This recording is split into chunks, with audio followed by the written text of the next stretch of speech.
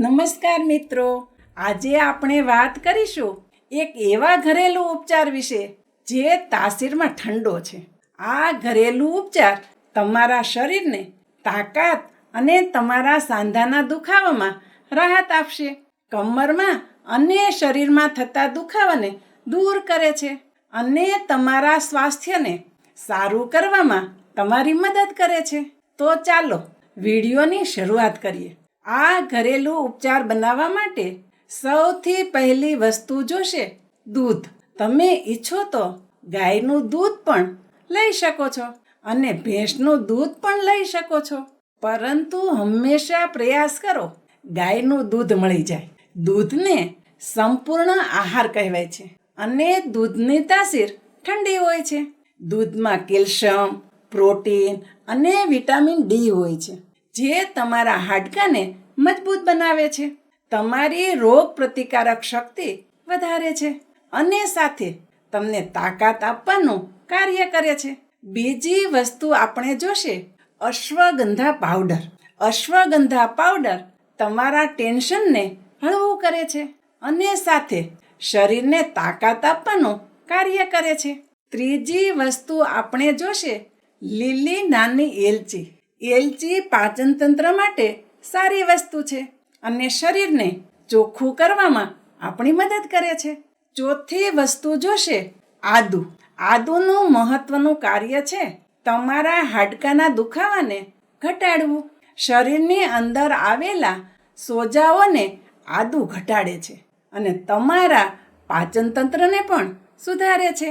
આદુ ખાવાથી આપણને ભૂખ પણ લાગે છે અને શરીર ખોરાકના બધા પોષક તત્વો ગ્રહણ કરે છે. પાંચમી વસ્તુ જોશે સાકર.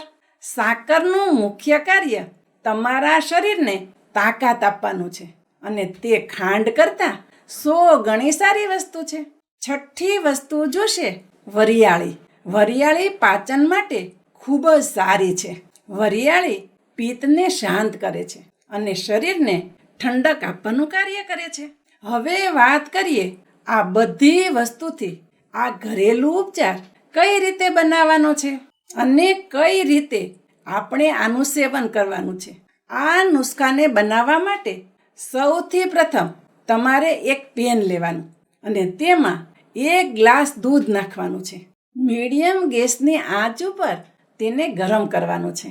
આ દૂધ થોડું ગરમ થઈ જાય ત્યારે તેની અંદર 1 ચમચી વરિયાળી, અડધી ચમચી અશ્વગંધાનો પાવડર, અડધી ચમચી છીણેલું આદું અને 1 નાની એલચીને પીસીને નાખવાની છે અને આ બધી વસ્તુને દૂધની અંદર સારી રીતે મિક્સ કરવાની છે. ગેસની આંચ મીડિયમ રાખીને તેને પાકવા દેવાનું છે. દૂધ સારી રીતે ઉકળી જાય ત્યારે ગેસની આંચ બંધ કરી અને દૂધને ઠંડુ કરવા માટે રાખી દો.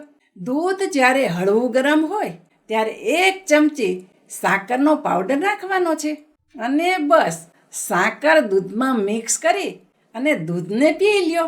આ દૂધને પીવાનો સૌથી શ્રેષ્ઠ ટાઈમ સવારનો છે. બીજો ટાઈમ રાત્રિના સૂતા સમયે છે. સવારમાં તમે જો આ દૂધ પીશો તો આખો દિવસ તમને એનર્જીનો અહેસાસ થશે અને જો રાત્રિના સમયે તમે આ દૂધને પીશો તો તમારી રાતની નીંદર ઘાટી અને સરસ આવશે, જેના કારણે તમારે પૂરો આરામ થઈ જશે અને શરીર સાવ રિલેક્સ થઈ જશે.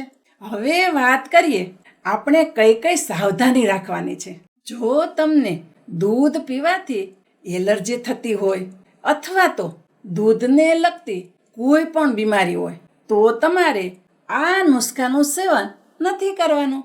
ઘણા લોકોને દૂધ પચતું નથી અને ઘણા લોકોની તાસીર દૂધ સાથે મેચ થતી નથી. તેવા લોકોએ પણ આ નુસ્ખાનું સેવન કરવાનું નથી. બીજી સાવધાની છે, જો તમને કોઈ ખાસ બીમારી હોય જેમ કે ડાયાબિટીસ, બ્લડ પ્રેશર, તો એક વખત તમારે તમારા ડૉક્ટરને જરૂર પૂછવું જોઈએ આ વસ્તુ હું ખાઈ શકું છું કે નથી ખાઈ શકતો, અને તેના પછી જ તમે આનું સેવન કરો. ખાસ કરીને જ્યારે કોઈ રેગ્યુલર દવા ચાલતી હોય ત્યારે આપણે આપણા ડૉક્ટરને પૂછવું જોઈએ. આ દવા સાથે આ ઘરેલું ઉપચાર કરું તો કોઈ સાઈડ ઇફેક્ટ તો નહીં થાય ને? આ સાથે જ આ ઘરેલું ઉપચારમાં અશ્વગંધા છે, એટલે અશ્વગંધાનું સેવન સાવધાનીપૂર્વક કરવું જોઈએ. જો કોઈ મહિલા પ્રેગ્નેન્ટ છે અથવા તો બાળકોને સ્તનપાન કરાવે છે તો એવા સમયે અશ્વગંધાનું સેવન ન જ કરવું જોઈએ. અને ખાસ વાત, જો તમને ડાયાબિટીસ હોય તો તમારે સાકરનો ઉપયોગ નથી કરવાનો. તેની જગ્યાએ તમે 1 થી 2 ખજૂર કાપીને નાખી શકો છો અને તેના લીધે તમારા દૂધમાં થોડી મીઠાશ આવી જશે. મિત્રો, મને આશા છે આજનો આ વિડીયો તમને જરૂર પસંદ આવ્યો હશે અને આ વિડીયોમાંથી તમને કંઈક ને કંઈક નવું શીખ્યા હશો. જો વિડીયો તમને સારો લાગ્યો હોય તો વિડીયોને લાઈક અને ચેનલ ઉપર નવા હોય તો ચેનલને સબસ્ક્રાઈબ પણ કરો અને બધા લોકો સાથે શેર કરો. હું શારદાબેન ગોસ્વામી તમને ફરી મળીશ એક નવા જ વિડીયો સાથે. ત્યાં સુધી મસ્ત રહો, સ્વસ્થ રહો.